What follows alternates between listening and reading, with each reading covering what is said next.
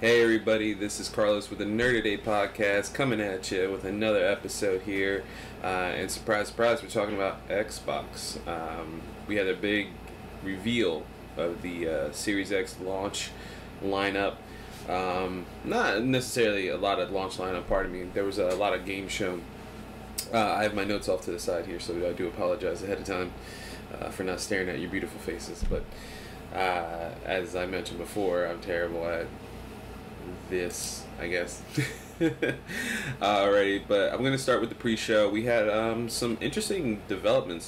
So we had Dragon Quest XI Definitive Edition has been announced for Xbox. Also going to be day and date with Game Pass. I believe they said December it will be coming out, December 21st. I could be wrong. Which Merry Christmas, I guess, to people who want to play the Definitive Edition. Which I found it's interesting that the Definitive Edition is not out for PlayStation 4. Only out for Switch and now Xbox Series X. So it's a big coup, I would say, for an American company to get like a big Square Enix title like that. It's not the only time we're going to talk about Square Enix today in this episode. There was some other cool stuff. We had a free play game called Exo Machina. That looked pretty cool. It looked like almost like Titanfall, Gundam, Mech Warrior-esque shooter looter, maybe, I'm assuming. I don't know if it's free to play. I'm assuming there's some kind of monetary like goal where you have to like skins or anything like that, and like normal with these free to play games. And then next there was another world premiere. They called it a world premiere, which I thought was strange, but it was a story trailer for Watch Dogs Legion, which seemed to be very similar. I rewatched the trailer a few times, and I mean there is subtle differences, I guess, and they're kind of more expanding on the story of Watch Dogs Legion, but I felt like we got that at the Ubisoft Forward event, I believe 2 weeks back, maybe a few Sundays ago. Yeah, I feel like we got that breakdown here, so it seemed like just a recut trailer. I wouldn't necessarily call it, I guess, it's a world premiere in the sense that it's a world premiere for this brand new recut trailer, but I thought it was strange. I think it would have been even worse, not to criticize Xbox too much, but even worse if it was in the actual showcase itself, because it would have been felt strange. Like, it's not a world premiere. It would have been more harsh than I think a lot of the internet is giving Xbox, which is not deserved. I think they did an outstanding job. I'll preface that. They showed off a new game called Echo Generation. It looked like some kind of RPG. I don't think it looked like there was like cards in the battle mechanic. I don't know if that was like similar to Chain of Memories for our Kingdom Hearts fans out there, or some kind of card based battle game of interesting like that. But I don't know. I don't know if that was how the turns went, if it looked like that, but it looked pretty cool. It was like kind of trippy Stranger Things, synth vibes with the vocals, or pardon me, the music. I thought it was pretty cool. I thought it was actually really interesting. I wanted to take a look at that. The game I haven't played any of, Hello Neighbors 2, was announced during the pre-show. A lot of people seemed hype in the chat that I was watching on the Twitch. I was watching the Kind of Funny Twitch presentation of it, and a lot of people were hyped for that game, man. I was very intrigued by that, because I've never played these games. I should probably cut that out. I will cut that out. Yep. Alright, 3, 2, 1. Alright, there was a montage of Idea Xbox stuff as well. That was pretty cool. And then the pre-show ended with Yuji Naka. Apparently he's with Square Enix now, and he has a new studio called Balan Company, and they showed off a game called Balan Worldwide? Wonderworld? Balan Wonderworld. Mr. Worldwide. It was like some kind of whimsical Nights into Dreams kind of 3D platformer, coming from Square Enix too, which is, they're not really known for their platformers, but it's very interesting to see where we're going with that, especially with Yuji Naka at the helm, coming from Sega. So it's interesting that he has his own studio too, and I like that Square Enix is kind of diversifying their portfolio, with the other studios that they have, especially with Crystal Dynamics and all those other Western studios. And now we can talk about the main show itself. Kicked off the way it should have, with Halo Infinite. Awesome CGI trailer showing the I believe it's called the Mjolnir armor being crafted some vocal work from Cortana, kind of teasing some stuff, and then it kicked right into the demo showcase where it's just showed the screen. You heard the iconic Halo music, and just you hit start, and we went in, man. And I'll tell you, I know a lot of people are kind of hating on 343 and Microsoft for the looks of it. I thought it looked fine. Some clunkiness here and there, but I think the overall beauty, the brightness of a Halo game, I thought that was really not strange because we've had bright Halo games, but it's like it was so cool to see like a bright greens and like the bright flora and fauna in the Halo ring world, which I'm assuming may be Constellation 009. And I'm only saying that because I watched a 22-minute IGN video about the history of Halo, which I apparently did not play a lot. Oh no, I played all of them except for Wars 1 and 2, so I learned a lot of stuff with that video. You guys should check it out. It's actually pretty decent. But man, this thing looks awesome. It's open world. There's like, it seems like there's side missions and databases. Some kind of point system. I don't know if it was experience points or something. It was like listed to the Chief had to take out like 3 cannons, anti-air cannons, and they had like a point star system, and it showed the difficulty. I don't know if that was necessarily you playing with that difficulty or that was telling you this is the difficulty of this particular mission. I want another. I would be cool to get like another 10-minute breakdown of the core systems before launch. It said holiday 2020, unfortunately, so we don't know exactly when that's coming out.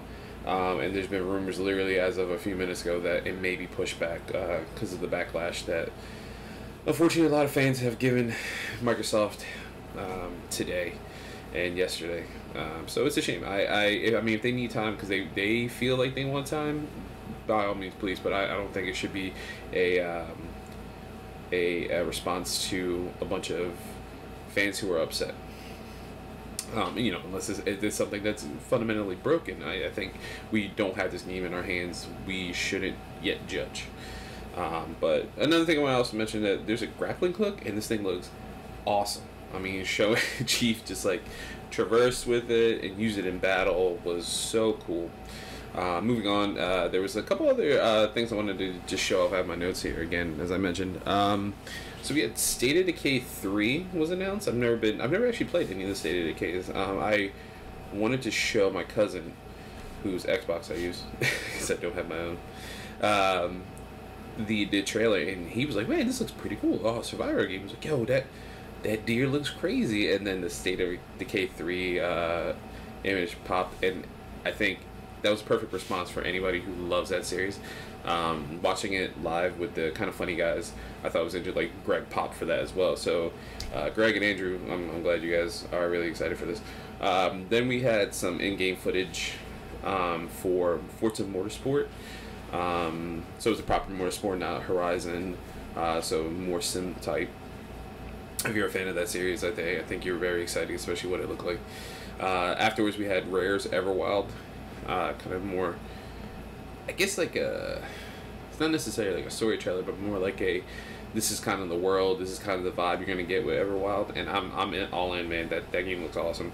I would like to see gameplay, like straight up, like hands on sticks, see what happens. But I mean, what I'm seeing right now and the vibe I'm getting from it seems very cool. Moving on.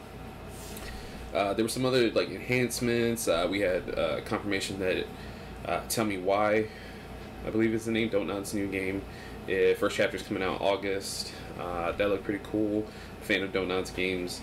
I'm a big fan of Life is Strange. I have to play part 2 still, which I'm probably gonna get roasted in the comments for not playing 2 and saying I'm a fan of the series. But I think they have something special there. I think it's very interesting. There was Ori's developer showed off. I believe the Moon Studios, they showed off kind of some of the stuff that they're enhancing for next year's, I guess, patch or like Series X version that they're launching. Grounded was shown off by, I believe it's Obsidian. Yeah, it is Obsidian. It's Obsidian Games. We had that Outer Wilds DLC shown off, and then there's a new game. And there's rumors, I'm not sure if I heard correctly, it's the Pillars of Eternity universe, but it's called Avowed, and it's just like first-person RPG similar to Skyrim. Just the brief trailer we got seemed really cool vibe. I'm willing to check out, like, see what we get from that. There's a couple other cool things. There's a new former Quantic Dreams studio. People created a new studio, interactive drama as Dusk Falls. This seems pretty cool. Double Fine showed off Psychonauts 2. I'm not trying to like crap on Microsoft or Double Fine or anything. It was a strange trailer just to have like a musical thing. At first I watched it, I'm like, oh, this is cool, and then the second time I watched the showcase through because I want to see it in 4K 60. I felt off by it, not like in a bad way. Like it just didn't fit the rest of the showcase, I guess. Hellblade was in there, and they confirmed that there's some a production vlog, I guess you can see on Ninja Theory's YouTube. That kind of shows like why they picked Iceland and things like that for the sequel. I still have to play part 1. Here it's amazing, so I really want to get in that. Next we had kind of like a breakdown. We had Bungie announcing, or I'm sorry, Microsoft announcing that Bungie is gonna have everything, all current DLC for Destiny 2 on Game Pass. So you, as I'm not sure when that's launching, if that is now, but that's pretty cool. Stalker 2 was shown. Warhammer 4000 Dark Tide was shown, which is pretty cool. Tetris Effect Connected. A lot of people love that on PlayStation, especially through VR, but we're not going to get like a VR for that, but a new online multiplayer version of that, and optimized single player, so I'm assuming because of Series X and ray tracing, the colors are going to pop more and things like that. Medium was showed off again. This is kind of one of those games that was on my radar from the third-party showcase we got a few months ago, and now is really on my radar after showing like gameplay. This looks really cool. This looks really special. Really excited to see where this goes. We got some Crossfire single-player mode shown by Remedy. Now this was a strange thing. So it says there was a disclaimer midway through the trailer. Very quickly, I had to pause it and rewind. It said that the multiplayer version is going to be free to play, which is how it is across the world. I believe this is like a big game in China and in Korea, where it's a massive multiplayer shooter and it's free to play over there. So that makes sense. But it said the single player campaign will have a price and you will have to pay to play it. Yeah, I guess that makes sense. I would, if I was Microsoft, I would try to get them in Game Pass, but I'm sure there's like layers to that. And then finally, I mean, we had Fable. Fable is finally like the worst kept rumor in the industry since Playground Games said they were working on an open world game and they were hiring for an open world game. Fable is finally back. We got a little funny tease, but not that anything could glean from it, which was a little frustrating. No date. I mean, COVID and so many other factors are playing into that. You know, I don't know how much time when they assembled this open world team did they have to start creating and get into Fable, because you have to think too, it's not just like, is it a full reboot? We don't know that yet. Are we in Albion? And if we are, Albion looks similar to an Albion we would have seen in Fable 1 or 2, not the industrialized version that we've seen in Fable 3. So is something happening? Are we still in current continuity? Are we creating a new continuity? I'm a big comic books fan, so I just need to know, is this a reboot? Is this another universe? I don't care. I'm excited for Fable. I'm excited to see where Playground Games go with it. I watching my wife's heartbreak was the worst part of the Fable trailer, only because she was so excited for Fable. She loves Fable, the comedy aspect of it, the RPG mechanics of it. She just absolutely loves it. And now to not have any confirmation of a date, especially because I've been telling her like for a long time, like, hey, they're working on Fable, cool, we're gonna see it. I was like, I don't know, you know, soon. And then, you know, soon came finally, and it's like there's no date. So we'll see where that goes, but that was it. And I mean, overall for me, I'm a huge fan of the showcase itself. I thought it was a very good showing. I can see where some criticisms are coming from, you know, like they didn't do a good job of selling you on a Series X, but I mean, and I'm not taking this just from watching the Kind of Funny stream. It's kind of the writing on the wall. They want you in their ecosystem, right? and they hope that if you're in the ecosystem and you're playing on a PC, you're like, you know, my PC's pretty good, but I can buy a Series X. It'd be cheaper. Like, I don't mind just paying, like, using my PC for work and kind of pushing the limits of it. And I don't necessarily want to game on my PC, but I want to play Gears 5, or, you know, I want to play Gears 6. I want to play Halo Infinite. I want to play, you know, Dragon Quest 11, things like that. Why don't I pick up a Series X? You know, I think it's a great idea.